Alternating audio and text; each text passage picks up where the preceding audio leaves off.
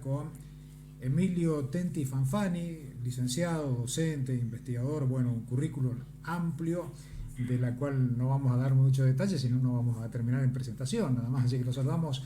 Buen día, Emilio, ¿cómo estás? Un gusto, Sergio, aquí resistiendo el invierno y el COVID.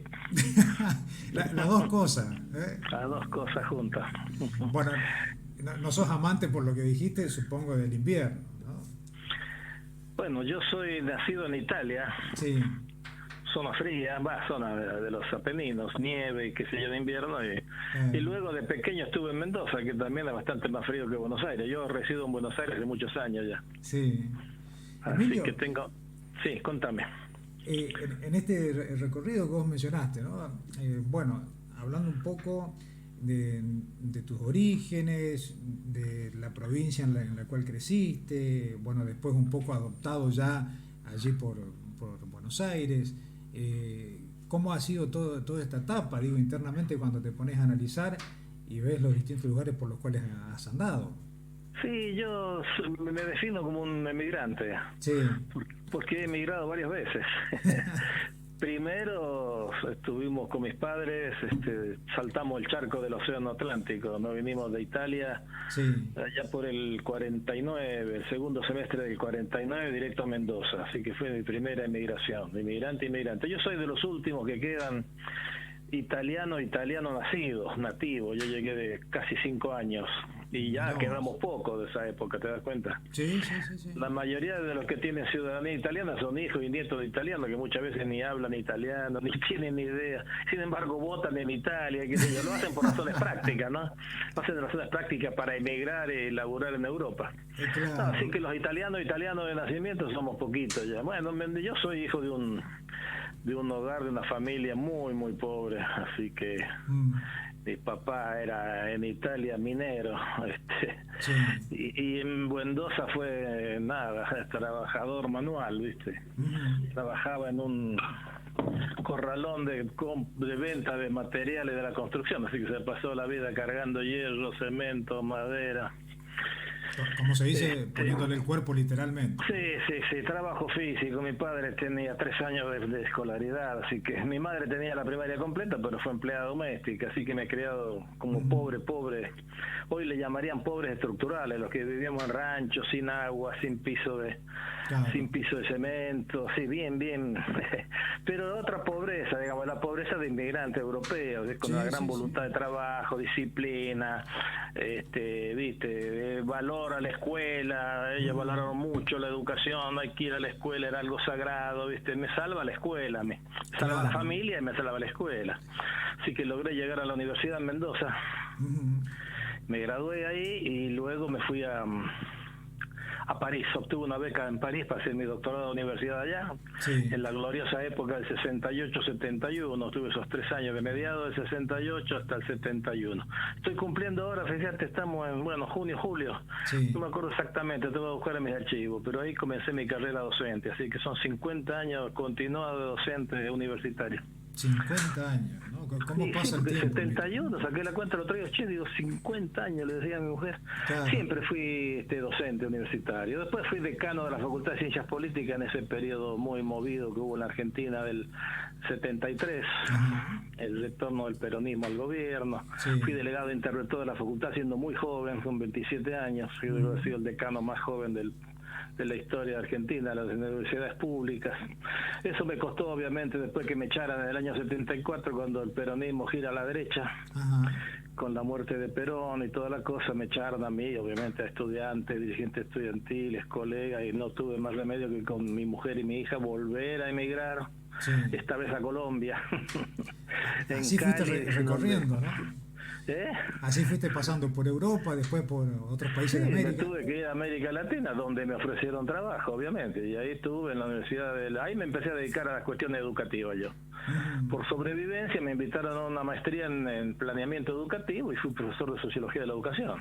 Sí. Y ahí tuve que aprender dando clase, digamos, ¿no? A veces cuando uno da clase aprende, no se da cuenta que no solamente enseña, sino que aprende también. Sobre y después todo, ¿no? Seguí ahí, después me invitaron a México. Luego de 3 años y medio en Cali, Colombia, me invitan a México, que en ese momento estaba en expansión todo el aparato educativo, con los petrodólares, Sí. creación de universidades nuevas, y bueno, allá llegué como investigador, prácticamente todo el tiempo como investigador, siempre teniendo unas horas de docencia, pero fui contratado como investigador con muchos recursos, Sí. en muy buenas condiciones. Tuvimos 5 años en México, ya nació mi hijo, segundo hijo, digamos. Y cuando llega la democracia ya dijimos, bueno, ¿qué hacemos acá si podemos vivir en el país? Teníamos nuestros padres vivos, bueno, mi papá vivía, mi mamá había fallecido, mi suegro. Sí. Volvimos a Mendoza y contra nuestras expectativas no nos reincorporaron a la facultad donde nos habían echado. Pero tuve la suerte que me invitaron a trabajar aquí en Buenos Aires, en la Secretaría de Planeamiento, recuerdo. Sí. Entré a la UBA, concursé en la UBA, fui profesor titular concursado de la Universidad de Buenos Aires en la Facultad de Ciencias Sociales hasta que me jubilé. Luego entré al CONICET también, me jubilé, llegué a ser investigador principal y después tuve varias consultorías con organismos internacionales. Estuve muchos años como coordinador de investigaciones en la UNICEF y luego en la UNESCO, el Instituto Internacional de Planeación de la Educación aquí en la UNESCO. Bueno, hasta que me retiré de todas estas organizaciones. Sí. Y una vez que me jubilé del CONICET, me contratan como profesor, por eso te digo, sigo siendo profesor en la Universidad Pedagógica Nacional. Y aquí estoy como profesor investigador de la Universidad Pedagógica Nacional. Pues tengo la suerte de hacer lo que me gusta. Ahora lo hacemos todo por Zoom, toda la distancia. Claro. Y era más entretenido cuando era física la cosa. Era más Pero interesante bueno, haberme ido no por queda allá a otra. Chaco a dar la clase del diplomado que hacerlo por Zoom, obviamente. Yo he viajado mucho por América Latina con todas mis relaciones, los libros publicados, tenía muchas invitaciones a ir a México, muchas veces iba 4 o 5 veces a México. Bueno, y ahora viajo por Zoom, ¿qué va a hacer? es otra forma, no es la que vos quisieses. Mismo, escribiendo, publicando, digo siempre yo a los jóvenes, hagan lo que, dedíquense, estudien, prepárense para lo que les gusta, no para lo que piensan que les va a dar dinero. Hagan lo que les gusta, que eso es muy importante en la vida, porque el trabajo te ocupa prácticamente la mitad del día. Claro. Y dedicarte la mitad del día a sacrificarte, a esperar la jubilación para poder hacer lo que te gusta, realmente es terrible. Claro, es hay ilógico, que no hacer tiene lo que sentido. uno le gusta. Seguramente lo vas a hacer bien si te gusta. O Emilio, medianamente bien, digamos. Si no te gusta, lo vas a hacer mal. Así que más vale pensarlo bien cuando uno elige una carrera, pensar algo que realmente le dé satisfacción en su contenido, digamos. Por supuesto. Después los premios y recompensas vendrán por añadidura. Emilio, hablando de un poco de esto de educación, y bien lo mencionaste vos, ¿cómo fue esa relación con la educación? Un poco obviamente orientada por otro contexto, otros valores y la importancia que se le daba a estudiar, pero de la parte personal y tuya, ¿qué te llevó a orientarte exclusivamente al ámbito educativo? Bueno, fue la necesidad. Yo era profesor de teoría política empírica en la Facultad de Ciencias Políticas. Mi posgrado en Francia tiene que ver con el tema, con el doctorado, la tesis. Sí. Es un tema que no tiene nada que ver con lo que hice el resto de mi vida. Yo hice una tesis de 350 páginas sobre las corrientes internas de la democracia cristiana italiana, Sí. que eran 7 corrientes en ese momento, imagínate. Cuando yo me veo en esta necesidad de tener que salir del país por razones de seguridad, Claro.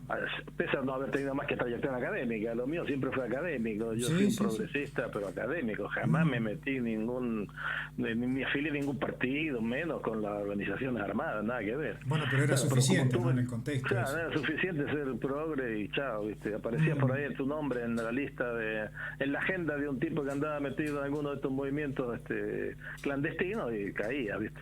Bueno, digo, la obligación de tener que sobrevivir me llevó a que aceptara un cargo de profesor de Sociología de la Educación en la Universidad del Valle. O sea, que no fue algo, yo no te podría decir, yo desde pequeño me interesó el tema de la escuela, mentiría, ¿viste? Mentiría. Porque si me hubieran invitado a una cátedra de Sociología del Turismo, me hubiera metido a estudiar Sociología del Turismo. Yo tenía una formación obviamente amplia en el campo de las ciencias sociales. Sí. El contenido material, ¿viste? Si es estudiar sindicalismo, estudiar, qué sé yo, el arte, el espectáculo, o estudiar, no sé, la familia, es lo mismo, las herramientas conceptuales, teóricas, metodológicas, son las mismas. Me dijeron educación y yo como me había interesado mucho mucho el tema universitario a mí. Yo fui durante 4 años presidente del centro estudiante, luego fui decano de la facultad, hicimos una gran reforma educativa, liquidamos las cátedras, organizamos, los profesores eran profesores de las áreas, no eran dueños de la cátedra, ¿entiendes? Como era de Estados Unidos. Claro. Y así nos acusaron de ser troquistas, que habíamos socializado la cátedra, éramos modernizadores simplemente. O sea, yo me había ocupado de la cuestión educativa, especialmente universitaria, pero no como un objeto de estudio, era mi área de intervención, era mi interés político de transformar la universidad. Luego para mí la educación, me dediqué más a la educación básica, general, como un objeto de estudio, ejercer mi curiosidad allí, ¿me entendés? Claro. Investigar cómo son los maestros, de dónde vienen, qué luchas habían en el momento en que se constituyeron los estados modernos, por qué se ocuparon de armar un sistema escolar en todos los países de Occidente, ¿viste? Cómo son los maestros, qué piensan, qué tienen en la cabeza, de qué clase social son, de dónde vienen, dónde están parados en términos también de clases sociales, ¿viste? Ya empecé a ejercer la curiosidad. O sea, a mí ahí la educación se me convirtió en un tema, un tema donde ejercer la curiosidad, donde hacerme preguntas y producir conocimiento, ¿viste? Eso es. Pero fue toda una cosa gradual. Primero fui llevado a la temática por la necesidad. En México me invitan a seguir también con la misma temática. Y bueno, y ya ahí me quedé, porque uno va acumulando. Claro, y además le fuiste encontrando como un grado de interés importante, digo, ¿no? A estas preguntas, a medida que las vas analizando y vas encontrando respuestas, surgen otras también. Claro, van surgiendo otras más complejas. Bueno, así, la investigación no es un camino lineal. Vos vas, venís, tenés que hacer un proyecto, ¿viste? Tenés una serie de objetivos, instrumentos, pero cuando empezás a ejecutar te das cuenta que no, que el objetivo no era claro, cambiar el objetivo. No es como dar un curso, ¿viste? Vos haces un curso, haces un programa, ponés la bibliografía, y lo aplicás, ¿viste? En cambio, la investigación es azarosa, hay mucho ida y vuelta, es muy difícil contar la investigación. Claro. Uno puede contar un autor, ¿viste? Contar una serie de libros, pero no podés contar el proceso de investigación, tiene que ser el camino, pero tiene su gracia, ¿viste? Tiene una parte de aventura, es como recorrer un camino, tener un objetivo general y tenés que ir buscándole la vuelta, atajos, volver, a veces tenés que regresar, decir, no, me equivoqué, ¿viste? Tengo que empezar de nuevo, me equivoqué, el cuestionario estaba confuso, ¿viste? No se entendió bien, bueno, vamos a tener que reformar el cuestionario, y así vas y venís. Entonces, pero te digo, tuve la suerte desde prácticamente que llegué a México, en Colombia fui muy docente, me dediqué también a dar clase. En México me invitan como investigador. Después tuve la suerte de mantener siempre una cátedra, pero yo quería tener una presencia docente. Pero el tiempo mayor lo dediqué siempre a la investigación. Y en Argentina, cuando vengo, también me dediqué a la investigación. Como fui investigador del CONICET, entonces yo tenía mi cátedra en la UBA, pero yo era un día al martes de la mañana, yo daba clase de 9 a 11, punto. Pero el resto del tiempo yo me dedicaba a la investigación. Y aún hoy en la UNIP me dedico más a la investigación. Hago clases, me gusta la docencia. Pero he sido de una minoría, digamos, que la vida me llevó a ser más investigador que docente. Y eso te cambia un poco la perspectiva. Porque ser docente universitario full time, ¿viste? La universidad como aparato te chupa, todos los aparatos te tragan, ¿viste?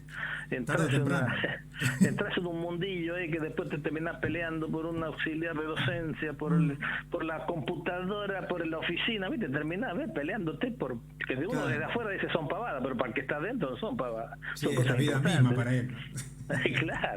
Claro, uno tiene que ponerse en el lugar del otro para poder entender. Y uno dice, che, pero ¿por qué se pelean? A veces amigas mías que están, ¿viste? Full time en la universidad, que son docentes, y se ve que se pelean por cosas que uno desde afuera dice, pero son nimias, ¿qué te importa por un auxiliar docente que te sacaron, que se lo dieron a tal otro? Y no, bueno, pues es la vida, ¿viste?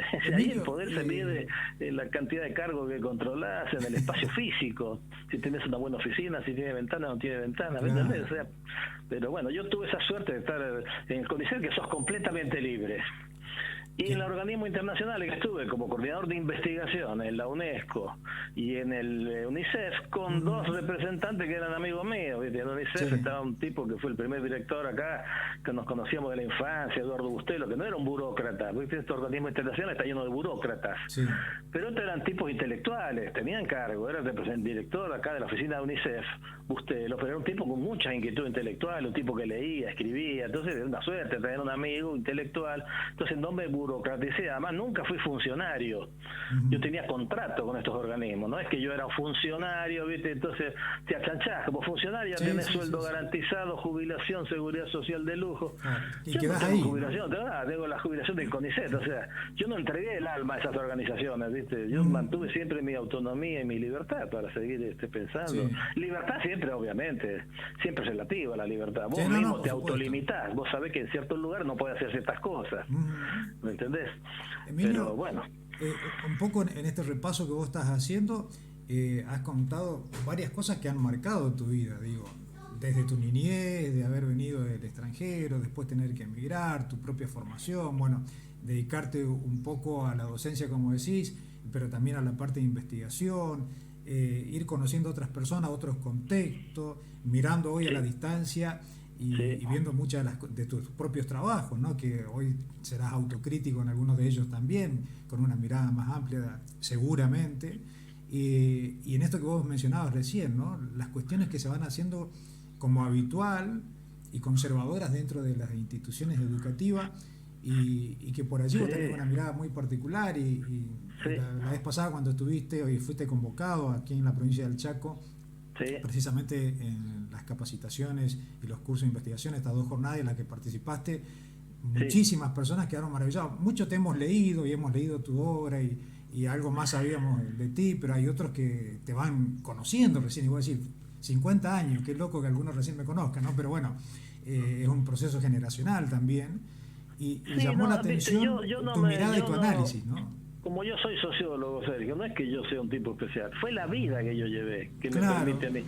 Por ejemplo, yo no estuve obligado nunca a tener que trabajar para un gobierno o trabajar para un patrón, una fundación empresaria. Vos investigaste una fundación empresarial de educación y te van a poner límite, ¿viste? Claro. Tenés que apuntarle al mercado. Entonces, obvio. Si sos de la CETERA, vos sos un intelectual, vos querés que la CETERA te mime, te compre los libros, y sos intelectual, y te cuadrás a la CETERA, ¿viste? No tenés la libertad de decir, no, esto no me gusta, ¿viste? Hay cosas que ustedes ustedes defienden los intereses de los trabajadores, pero en términos de política educativa, yo tengo una serie de críticas, son muy conservadores, ¿viste? Andar a modificar el currículum.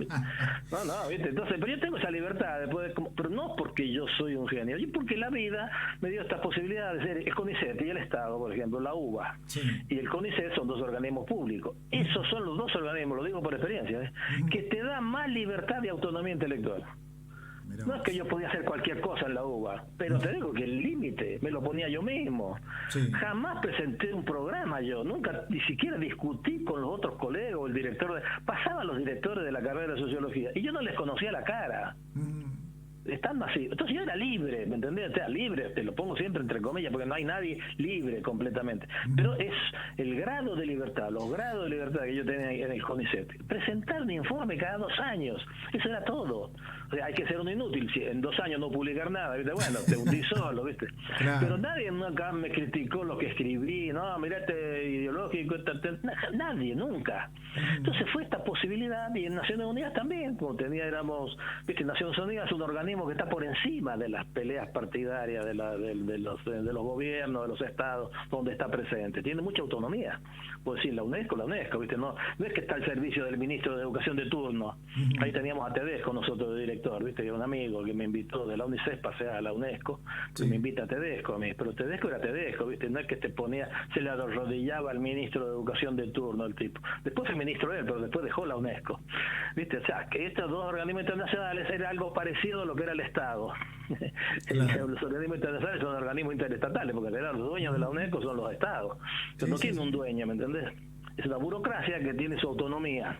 Entonces eso también fue para mí me dio mucha libertad. Por ejemplo, para hacer el estudio que hicimos, que coordiné yo, de este estudio, hicimos una sociología de los docentes de Argentina. La primera vez que se hace una encuesta a una muestra nacional representativa de docentes argentinos de primaria y secundaria, público y privado, de áreas urbanas, se hizo en Argentina en el año 2000 desde la UNESCO. Lo financia el Ministerio de Educación, pero te diré que el Ministerio de Educación no me intervino para nada en el cuestionario. Ahora, nosotros sabíamos, Tedesco y yo obviamente sabíamos que habían ciertos temas, ciertas preguntas que no podíamos hacer, pero no es que venía el ministerio y me decía, mira, esto no lo podés hacer. O sea, siempre uno tiene los límites y sabe que capaz que si hubiera estado en el CONICET, me lo hubiera financiado el CONICET, tenía más libertad que si me la financiaba el Ministerio de Educación. Pero debo reconocer que el Ministerio de Educación, el estudio no le interesaba para nada. La verdad quería estar bien con la UNESCO, nos pasó los dólares, ¿viste? Después le presentamos los resultados, ni le interesó, no lo usaron. O sea, ¿viste? No era un tema, para un político, un estudio, una investigación, la verdad que no, le interesa muy poco, ¿viste? Claro. Ellos ya tienen sus prejuicios, tienen sus otros criterios para tomar decisiones. Así que también otra fue muy mirada, libre. digamos, ¿no? Sí. Y bueno, entonces hicimos un estudio, tuvimos la suerte de tener muchos recursos y libertad, las dos cosas, porque para investigar y producir conocimiento tienen que tener las dos cosas. Claro. No te basta la autonomía, porque en la universidad tenés autonomía, pero no tenés plata. ¿Y qué vas a hacer? Sin dinero, ¿qué tipo de ciencia, desarrollo científico? Esta investigación, por ejemplo, esta muestra que te digo, docente, costó $100.000 en Argentina, porque del trabajo de campo tuvimos que contratar a estas encuestas, ¿viste? Estas empresas que de estudio de opinión. Sí.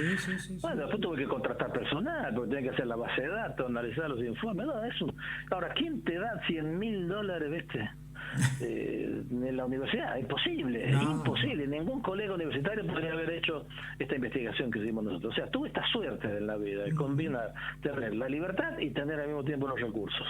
Siempre, viste, todo te lo digo en términos relativos, pero esto es lo que genera luego una cierta independencia. Una vez una periodista cordobesa me dijo, pero usted es muy idiosincrático, usted dice cosas que me hace, se desorienta a la gente, ¿viste? Este de derecha, este de izquierda, no, porque no, estoy por allá, más arriba, ¿viste? A mí me interesa más conocer la realidad, ¿viste? Las contradicciones, las tensiones, qué tipología de maestros hay, no es lo mismo maestro militante que un maestro que no es militante. Así, me gustaría, ¿viste? Que pensé hacer una tipología, el maestro tradicional, ¿viste? Que está el maestro moderno militante, bueno, tenemos el maestro tecnocrático, ¿viste? Que tiene mucha ciencia, hay de pero todo, bueno, por eso entonces hay que saber cuánto y quién representa más o menos dentro del universo, qué porcentaje tiene. Bueno, ese tipo de cosas me interesa a mí conocer. Ahora, ese conocimiento puede ser útil para hacer política, pero a mí no me interesa hacer política. Yo, ¿viste? He tenido amigos ministros, tuvo Filmo ministro, tuvo Tedesco ministro. Tedesco lo fui a visitar una sola vez. Yo le escapo al ministerio. Varias veces me insinuaron, che, no quiero, no sirvo, además no sirvo para tomar decisiones. Yo, ¿viste? Uno sabe ya que para qué sirve y para qué no sirve. No tengo ninguna ambición de poder, ¿viste? A mí la satisfacción es que vos me digas, mira, a los maestros les gustó lo que dijiste. Yo trabajo más para el magisterio, ¿viste? Por ahí que para los funcionarios. Por último, los funcionarios no me interesa. Que tomen decisiones ellos son los que... A veces me preguntan, ¿usted qué haría con la pandemia? ¿Qué sé yo? Pregúntele a quién ministro. ¿Viste? Él es el que tiene que tomar decisiones. Yo no estoy ocupándome de esas cosas. Ahora, pregúntame qué opina sobre los maestros argentinos, de su origen, las tendencias, las contradicciones, las diferencias que hay entre los argentinos, los mexicanos, porque después esa encuesta la hicimos en varios países de América Latina, ¿viste? El mismo cuestionario, esa otra ventaja de haber estado en la UNESCO, lo hicimos en México, en Brasil, en Perú, Uruguay. Entonces tengo una base de datos.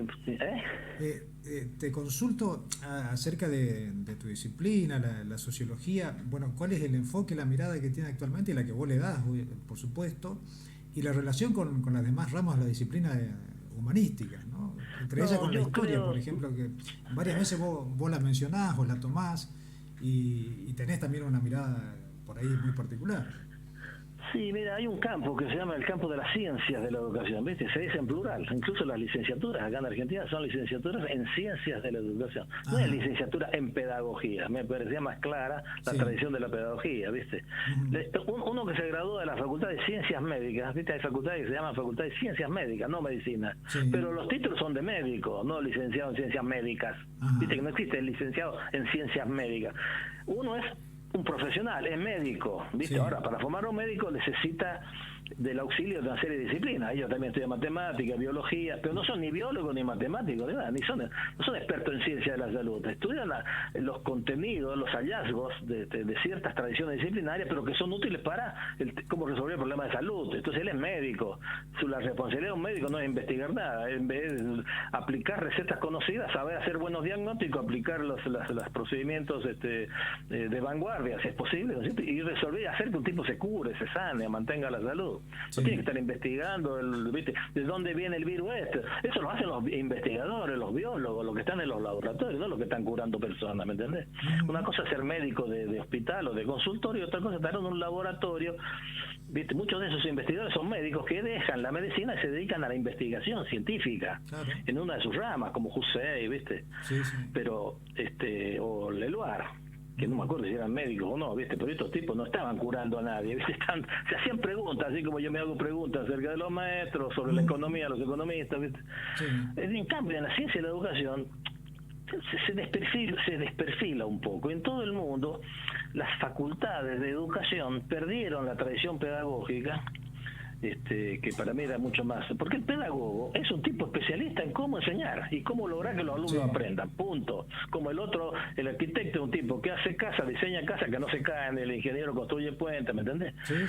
Lo veo más claro el pedagogo, pero se perdió esa tradición, ¿viste? Se confundió esta cosa genérica, ciencia de la educación, donde aparecen estos profesionales que son un poquito economistas, un poquito sociólogos, un poquito filósofos, un poquito antropólogos, un poquito historiadores, porque estudian historia de la educación, sociología de la educación, economía de la educación, y terminan no siendo ni economistas ni historiadores, pero se dedican a hacer investigaciones, estudios sociológicos o estudios de economía de la educación sin ser economistas, hacen antropología de la educación sin ser antropólogos. Entonces, es una crítica que hago. Esto afecta la consistencia de este campo intelectual, lo fragmenta, le hace perder unidad. ¿Qué unidad que creo yo tendrían que recuperar a partir de la tradición pedagógica, que es una tradición mucho más noble, más de siglos, ¿viste? Que muchos países son así, son licenciados en pedagogía, así que de todas maneras es un campo muy desestructurado, cualquiera habla de educación, ¿viste? Uno va a un congreso de educación, se encuentra con curas, con ingenieros, cualquiera habla de educación y escribe de educación, ¿viste? En el Congreso de Economía van economistas. Yo no voy a un Congreso de Economía, no me voy a poner a escribir de economía, porque no soy economista, ¿me entendés? No voy a un Congreso de Física. A un Congreso de Física van los físicos. O sea, que han de hacer el requisito de ingreso bastante exigente para jugar el juego de la física. En cambio, para ingresar al campo de la educación puede ir un periodista, cualquiera puede hablar de educación. Te digo, curas, monjas. Yo he visto, hay por ejemplo, hasta veterinarios que se van por ahí a hacer un cursito de planeamiento educativo y te comienzan a escribir de educación y te van a los congresos de educación sin tener una formación, salvo que la veterinaria sea una de las ciencias de la educación, cosa que dudo, ¿no?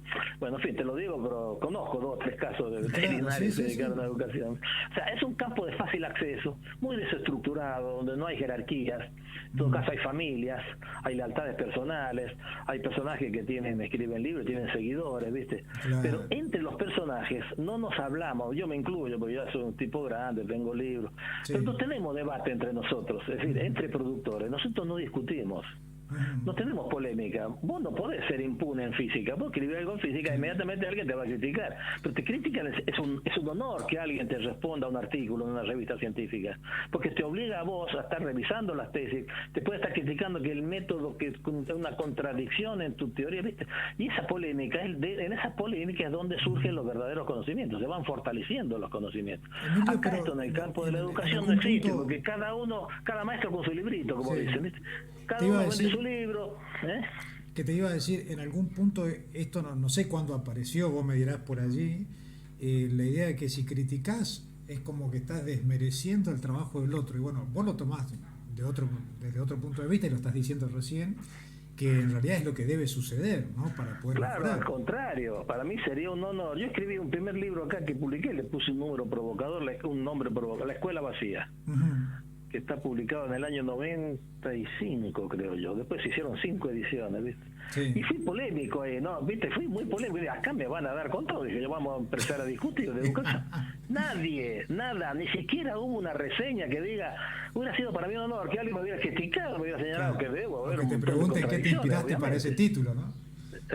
O al menos que alguien te pregunte en qué te inspiraste por el título. Sí, pero bueno, algunas preguntas me hicieron por ahí, pero ningún colega escribió en una revista una crítica al libro, no a mí. Lo que pasa es que a veces la crítica se hace a la persona acá, ¿entendés? En el campo intelectual vos no criticás a la persona, vos criticás el producto. Y criticás el producto para mejorarlo, porque señalarle los errores, señalarle las contradicciones, ¿viste? Y entonces en las revistas científicas, ¿qué pasa? Vos mandás un artículo, lo publican. Probablemente, si es bueno el artículo, justamente porque es bueno y provocador, alguien te va a escribir una crítica y lo publican. Y vos tenés derecho a responder a esa crítica, ¿me entendés? Entonces, fíjate, vos, salvo que seas un necio, y el que te criticó fuera un necio, pero no, te van a criticar, seguramente te van a encontrar algún defecto. Y vos ahí tenés la oportunidad de poder responder y corregir, ¿me entendés? Y así avanza las ciencias duras, las ciencias establecidas, de esa manera, a través de la crítica, a través del diálogo, de las argumentaciones, no las críticas personales, ¿me entiendes? Yo tengo mucha gente acá muy que personalmente me puedo comer un asado, soy amigo, me parece excelente persona, pero no coincido. La única vez que tuve una polémica intelectual escrita, no de pasillo, de crítica así de oreja, no. Te crítica, te estoy hablando de escribí contra el artículo de un colega en una revista. La única que tuve fue con Juan Carlos Tedesco. Era amigo mío, él era director de la oficina de la UNESCO, me pasa un artículo y me dice, mira, léelo, mira, ¿qué te parece? Lo leo y le digo, mira, Juan Carlos, estoy totalmente en desacuerdo con tu tesis central. Y bueno, escribiste algo, sí, bueno, mira, la verdad que me da una buena ocasión. Y me mandé un artículo donde critico su concepto de hegemonía, ¿viste? Bueno, en fin. Sí. Y esos 2 artículos se publicaron en la revista de Educación de la Flaxo. Es la única vez, mira que soy viejo ya, yo llegué del 85 acá. La única vez que participé en una polémica intelectual, y cuando lo comento, además no veo ninguna otra polémica, no digo que solo conmigo, no veo polémica intelectual.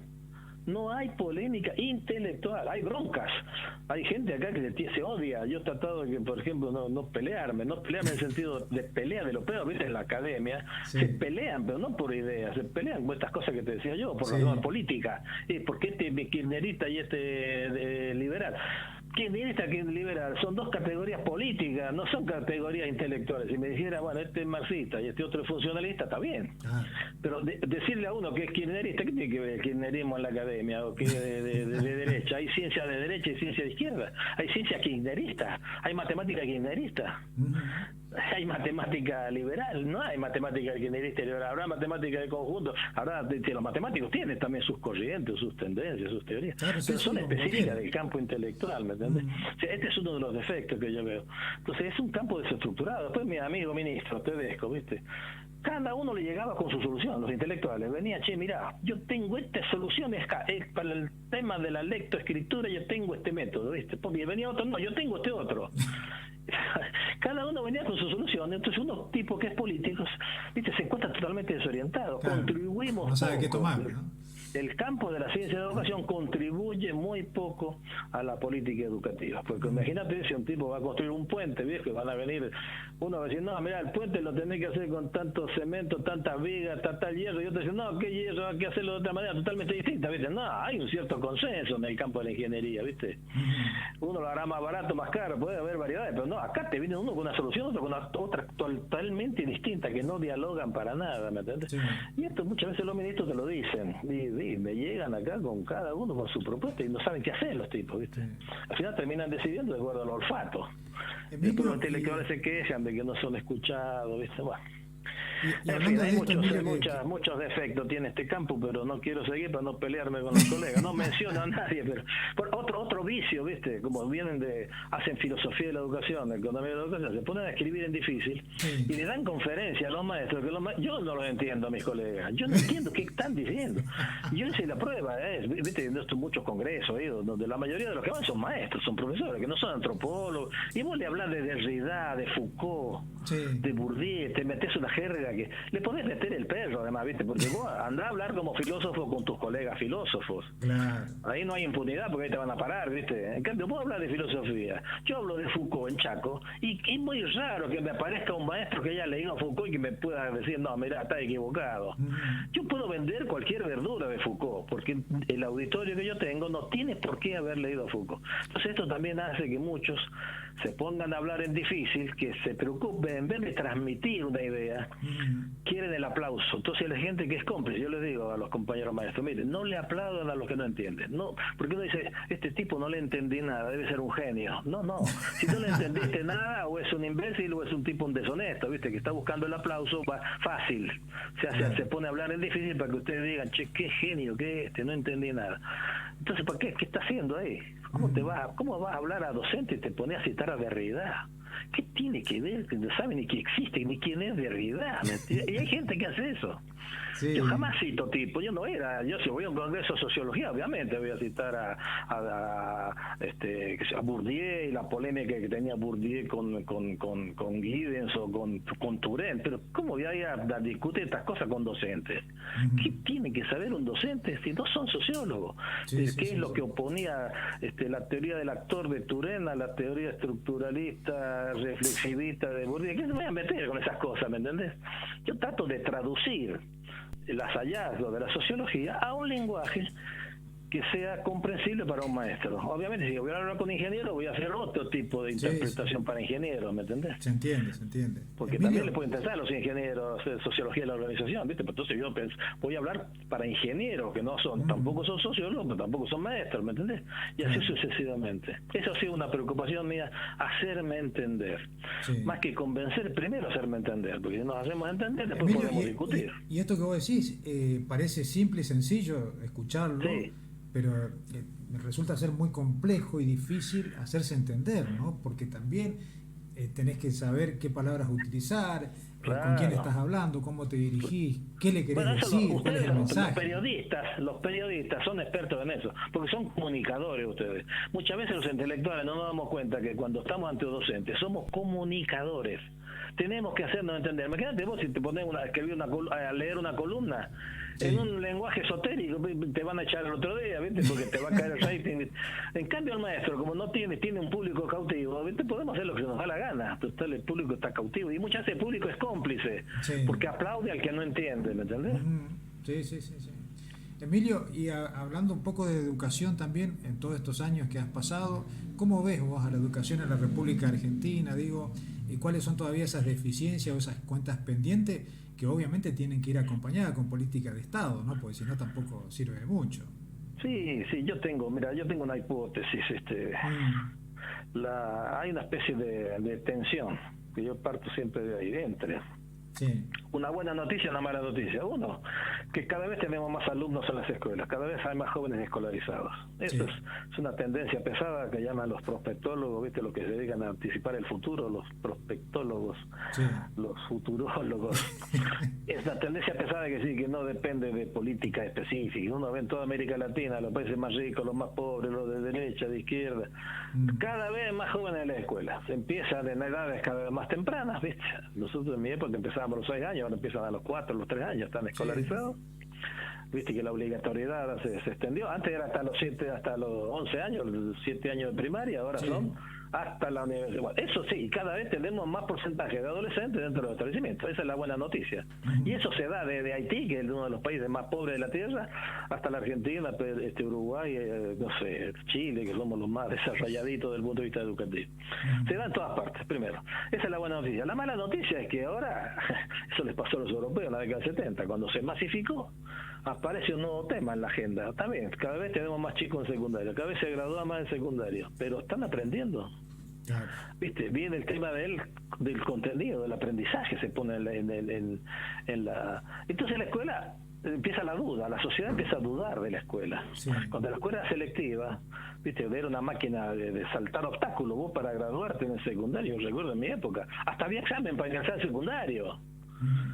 Obviamente que después te agarraban en primer año, te reventaban y ahí se caía un 20-30%, ¿viste? Que reprobaban y no aguantaban. Y lo que terminamos éramos héroes, ¿viste? Y obviamente que esos tipos difícilmente confundíamos la fecha de la Revolución Rusa con lo de la Revolución Francesa. Tenemos una idea de la ubicación de los países en el territorio, en el mundo. Teníamos un capital cultural, porque era tan selectivo, era tan elitista el sistema escolar, que los docentes, yo recuerdo que ser docente de secundaria en el Nacional de Mendoza, ¿viste? El viejo Colegio Nacional, era tan prestigioso como ser profesor de la universidad. Habían tipos que eran profesores universitarios y eran profesores del Nacional. Cosa muy rara hoy en día en el Gran Buenos Aires, que un tipo sea profesor de secundaria y un tipo sea profesor de la universidad. Muy raro, muy raro. Bueno, el problema es que cuando se masifica, viene la tensión entre la democratización del acceso a la escuela, el acceso a los diplomas, pero con concentración del acceso al conocimiento. Y para mí el gran problema que tiene no solamente la Argentina, es un tema estructural en casi todos los países del mundo, de mediano y alto desarrollo del mundo. Sí. El tema del conocimiento se empieza a poner en el centro de la escena. Y ahí entonces aparece, ¿cómo se expresa esto? La sociedad empieza a sospechar o dudar de la escuela. De paso, ahora te paso el aviso de mi próximo libro, en septiembre sale. Se llama justamente La escuela bajo sospecha, le puse. Mirá. La escuela bajo sospecha. Sociología progresista y crítica de la educación para todos, algo así se va a llamar. Bueno, entonces la sociedad parece sospechada. ¿Y cómo se manifiesta la sospecha? Y ahora se le toma el examen a los chicos. No sé, ¿a quién se le hubiera ocurrido 50 años atrás agarrar a los chicos de 15 años que están escolarizados y venir y tomarle un examen? Y venir para colmo de afuera, venir no sé, de la OECD a hacer un estudio comparativo internacional, a un tipo que termina el secundario y le toma un examen del Estado. ¿Por qué? Si todo el sistema escolar lo dejó pasar, tomaste examen, todo el año estás tomando examen, ahora resulta que viene el Estado y le toma otro examen al final del año y te dice, a ver, ¿qué sabe de matemáticas? ¿Qué sabe de lengua? Esto es una ofensa, digamos, desde el punto de vista técnico, diría yo, como docente. Pero ¿cómo? ¿Están dudando de nosotros? Y sí, están sospechando de nosotros. Aquí empezó en el año 94, ¿no? La primera evaluación de la calidad de la educación con la ley federal de Menem. Y bueno, obviamente que todos los sindicatos, pero no solo en Argentina, en todo el mundo, se opusieron a los operativos nacionales e internacionales de evaluación. Porque no son tontos, no comen clavo. ¿A quién le van a echar la culpa después? Y a nosotros, al docente, ¿a quién le va a echar la culpa? Bueno, es muy simplista esto, pero digamos, sabemos que el docente es el factor clave del más que el edificio, el programa, la biblioteca escolar. Lo más importante es la calidad del maestro. ¿A quién le va a echar la culpa? Es a nosotros. Y bueno, por eso en Europa, en América Latina, todos los sindicatos en Argentina están en contra de las evaluaciones nacionales e internacionales. Bueno, para mí ¿dónde empieza ahora la disputa? La disputa es en la explicación. Sí.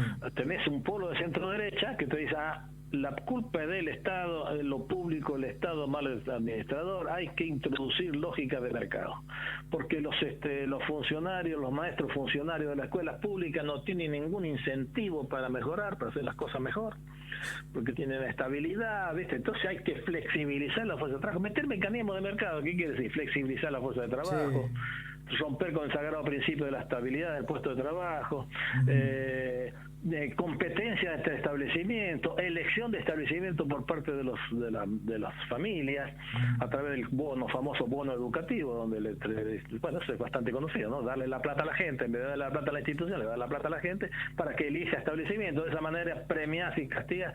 Ellos ya tienen la solución. Antes de preguntarse por qué la crisis de la escuela, por qué muchos entran, muchos se gradúan y pocos aprenden conocimientos poderosos, hay que preguntarse por qué antes de estar lanzando ya.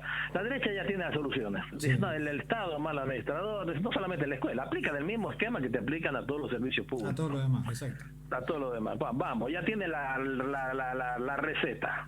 Evaluación permanente, elección de establecimientos, financiar la demanda, autonomía de los establecimientos. Tienen una parafernalia, tienen una propuesta los tipos. Sí. Bueno, pero es una propuesta que no se basa en una explicación, porque todo el mundo dice, ¿pero por qué? La pregunta es, ¿cómo se produjo la masificación? Y ahí entonces interviene una explicación, hay una explicación sociológica de esto. Se obligó a todos los sistemas escolares de América Latina a hacer más cosas con menos recursos. Porque los secundarios, a los que van los pobres, a los que llegan últimos, no son los secundarios los que fui yo, que todavía sigue siendo, es patrimonio histórico de la ciudad de Mendoza, es como el Nacional Buenos Aires acá, es un edificio, hasta la infraestructura física es impresionante, es una manzana entera, viste, uno se imagina eso nuevo, es una cosa esplendorosa, pero era para una minoría, ¿me entendés? Sí. Ahora un tipo va al secundario en el Gran Buenos Aires, en un galpón de la municipalidad, yo he visto en Argentina, en los pueblos, viste, secundario hecho en el salón parroquial, se llueven, viste, se mueren de frío en invierno, en el verano se mueren de calor. Ya no son los viejas normales, los nacionales que habían creado para las élites en las provincias. ¿Ves? Hasta desde el punto de vista de la infraestructura física, te das cuenta que ha habido un empobrecimiento de la oferta. De tal manera que se han juntado dos pobrezas. La exclusión social con inclusión educativa, con inclusión en instituciones escolares pobres. Y esto no puede más que producir bajos resultados de aprendizaje, ¿no? Claro, entonces, si este es el problema, hay que invertir más en la educación pública. Porque estos mismos que se rasgan la vestidura, que al contrario dicen que hay que invertir mejor, que no hay que invertir más, ¿viste?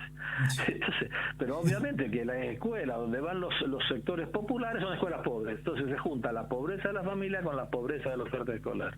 El resultado son pobres resultados, obviamente. No podés tener otra cosa. Claro, en Argentina, para con las élites, se han escapado de la pública.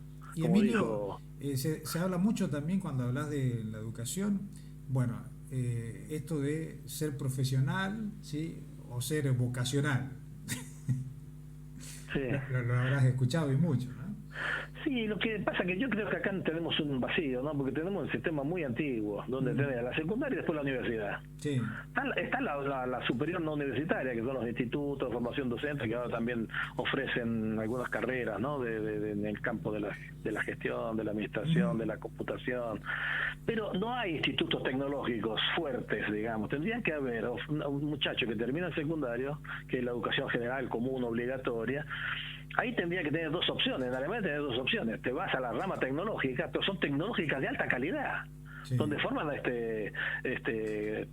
tecnólogos, ¿viste? No plomeros, solo plomeros. Sí, acá cuando dice educación técnica piensan plomero, electricista, no, tecnólogos de alto nivel que incluso pueden continuar luego para obtener el título de ingeniero en las universidades. Entonces habría que fortalecer, durante el gobierno de la época de Filmo, ¿no? Se fortaleció la educación técnica, ¿viste? Hay una ley de educación técnica, se fortalecieron las secundarias técnicas, hay que jerarquizarla, hay que modernizarla, hay que equiparlas tecnológicamente. Y muchas de esas escuelas, cuando están bien equipadas, ofrecen alternativas laborales muy importantes. Sí. Llenan un vacío muy importante para el sector moderno de la economía. Tenés que tener obviamente una economía que acompaña, tenés que tener una sociedad con desarrollo industrial. Si no tenés desarrollo industrial, claro, no te vas a poner a formar técnicos sofisticados que después no te vas a tener que emigrar, ¿viste? Bueno, eso también es otra cosa, que hay que pensar un poco en términos relacionales en la escuela, no solamente como una rueda suelta esto. Sí. Pero bueno, yo creo que habría que fortalecer darle oportunidades a los jóvenes que tienen intereses tecnológicos, de tecnología de alto nivel, no de tecnología trucha, la técnica en sentido tradicional, sino más bien tecnológico, institutos tecnológicos de alto nivel. Bueno, como alguna vez fue la universidad tecnológica en Argentina, con su sede, habría que multiplicar las tecnológicas en todo caso, ¿no? Emilio, para no robarte demasiado tiempo, mencionaste recién que próximamente saldrá un nuevo libro tuyo. Más o menos tenés idea para cuándo. Cosas van a estar discutidas ahí. Todo este mito de va a ser por eso le puse el subtítulo, como decía, sociología crítica. Sí. Sociología progresista y crítica, porque mi hipótesis es que hay reformistas liberales, ¿viste? Y hay reformistas progresistas. Y hay conservadores de izquierda y conservadores de derecha. Hay muchos pseudo progresistas, que es progresista en términos políticos, ¿viste? Pero en términos pedagógicos, educativos, son muy conservadores, como te decía ella. Por eso hay que hacer una sociología crítica. Hace falta una crítica progresista, porque los que son la mayoría de la crítica que se hace a la escuela tradicional lo hace la derecha. Con toda esta parafernalia que te decía yo, ellos tienen la crítica de la escuela tradicional y arrinconan a los que políticamente son progresistas, entre los cuales están los sindicatos y sus intelectuales orgánicos, a defender la escuela pública. Si vos criticas la escuela pública y dices, nosotros defendemos la escuela pública. Yo creo que la escuela pública, tal como está, es indefendible. La mejor defensa es una propuesta reformista progresista. Ahí es donde veo el vacío. Entonces mi libro apunta a fortalecer ese polo, el progresismo, el reformismo progresista, porque el progresismo se está viendo reducido, lo han arrinconado en el rincón de los conservadores. Vienen los innovadores, que son los de centro derecha, te dicen tecnología educativa, evaluación, descentralización, autonomía, y lo otro no a la evaluación, y vos no te volvés conservador, porque entonces ¿qué? Te quedás pegado de esta escuela de hoy, que no es cambiar. No es satisfactorio. Entonces vos tendrías que tener, al contrario, una crítica progresista de la escuela y una propuesta alternativa progresista que se basa en una crítica, en una explicación de la razón de ser de los problemas. Pero entonces no veo. Entonces lo único que te dice el progresismo, o la tendencia dominante, hay que invertir más presupuestos. No, esa no es la solución, no es un problema de presupuesto solamente, es una propuesta de organización escolar, de superar la división disciplinaria en secundaria, un montón de cosas de fondo que hay que cambiar. Y eso toca intereses también, toca pequeñas intereses de corporaciones, de los profesores de tal materia. Por ejemplo, hay que ponerse serio con la enseñanza del inglés, ¿viste? Esto que todo el mundo estudiamos inglés, nadie aprende inglés, es un costo grande. Esto hay que ser una crítica, o lo enseñamos de verdad o no lo enseñamos. Pero no podemos seguir con que todo el mundo estudie inglés. ¿Cuánto se gasta en enseñanza del inglés en secundario? ¿Y qué graduado de secundario lee inglés? ¿Cuánto? ¿Vos conocés? En la universidad no podemos poner literatura en inglés nosotros. Porque nadie se lee inglés. Y a pesar que fue el secundario, todo el mundo fue secundario. Salvo los que fueron subsecundarios bilingües carísimos, ¿viste? Que eso aprenden en serio, pero eso te cuesta $2.000 por mes, ¿viste? Bueno, estas son las cosas de fondo. La organización escolar como organización es obsoleta. Entonces necesitamos una crítica progresista de la escuela escolar, que eso ahí veo el déficit, ¿no? Y por ahí apunta el libro. Muy bien, la verdad que espectacular, Emilio. Sumamente agradecido. Para agregar algo diferente en la oferta que hay discursiva, que es muy aburrido, te voy a decir, muy aburrido. El liberalismo ya que te la tiene toda clara, y los otros que están, la defensa de la escuela pública, la educación es un derecho, la educación, sí, bla, bla, y sí, es un derecho, pero ¿cómo se realiza ese derecho? A mí ya me cansó el discurso del derecho a la educación, ya están las leyes, están todas las ley. ¿La acción para cuándo, no? Claro, ¿por qué? Explícame por qué la escuela pública con maestros que son todos bien intencionados, la mayoría de ellos son progresistas, ¿por qué no enseñan matemáticas? ¿Por qué no enseñan a leer y escribir? Después de tantos años de escolaridad, ¿cómo puede ser que un chico se gradúe y no sabe expresarse en forma escrita? ¿Cómo se explica eso? Yo a veces hago talleres cuando se dice, mira, así todo. Es culpa de la familia, te dicen, ¿viste? Alguien es responsable. Es un poquito más complejo esto. Está bien que las evaluaciones, yo también he sido crítico de las PISA, de todas estas evaluaciones, cansan ya la derecha con las evaluaciones. Hay que evaluar todos los años, ya sabemos. Tenemos un montón de información, el ministerio está lleno de información sobre la evaluación, los factores que pesan, que no pesan. Ya, explotemos las bases, no sigamos evaluando, pero las evaluaciones están diciendo algo, por más que tengan una intencionalidad neoliberal. La información que proveen es sistemática, hay porcentaje, casi la mitad de los chicos de 15 años de América Latina no hacen lectura comprensiva, no son capaces de expresarse en forma escrita, y más los pobres que los ricos, obviamente. Entonces, bueno, este es un tema que hay que explicar por qué. Porque el neoliberalismo del discurso así abstracto no explica nada, ¿me entendés? Hay que hacer un análisis serio. Entonces hay que poner la escuela bajo, hay que sospechar de los procedimientos tradicionales que tenemos en la escuela, de los modos de hacer que tenemos en la escuela. Puede ser doloroso para muchos docentes, pero hay que hacerlo. Claro, no queda otra, ¿no? No, si no te van a pasar por encima con la propuesta neoliberal, porque la tienen súper armada. Bueno, Emilio, una vez más, muchísimas gracias por tu tiempo, tu predisposición. Y bueno, no va a ser ni la primera ni la última vez que te vamos a convocar cuando tengas algún tiempito, porque sabemos que también haces de todo un poco, por lo cual es doblemente agradecido, y además porque acá, te vuelvo a decir, en la provincia del Chaco, muchas personas te conocen a partir de tus libros o tus exposiciones, que ahora son más públicas también a partir de la pandemia y la virtualidad, y por ese sentido, bueno, queríamos tenerte aquí en el programa y la verdad, un gusto. Bueno, te agradezco el tiempo que me has regalado, que es muy valioso para los que comunicamos. Gracias a vos. Cuando esté el libro, pasar. Bueno, ya te voy a mandar un WhatsApp avisando, parece que en septiembre saldría. Así que desde ya te agradezco la publicidad que le puedes hacer. Bueno, ahí volvemos a discutir sobre algunos de estos temas de nuevo, no hay problema. Dale, Emilio. Muchísimas gracias. Sergio, ha sido un gustazo conocerte. Chao, tus órdenes. Dale, un abrazo.